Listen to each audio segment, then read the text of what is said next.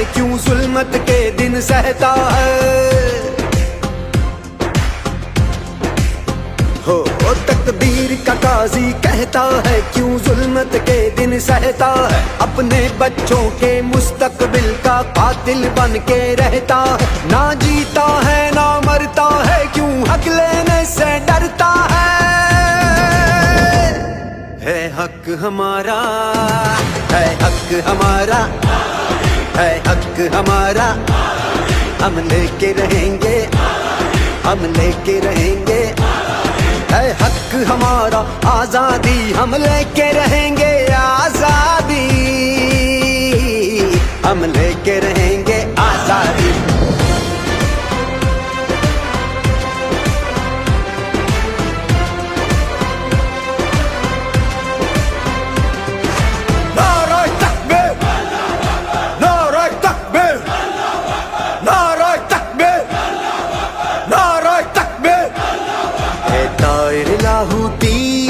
उस रिज़्क से मौत अच्छी जिस रिज़्क से आती हो परवाज में कोताही।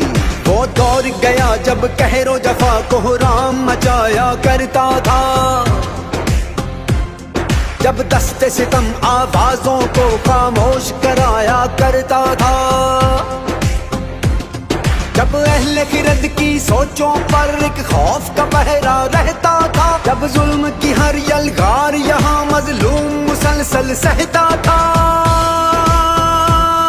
अब जाग उठा है ये देश हमारा, अब जाग उठा है देश मेरा। अब यलगारों की कार नहीं,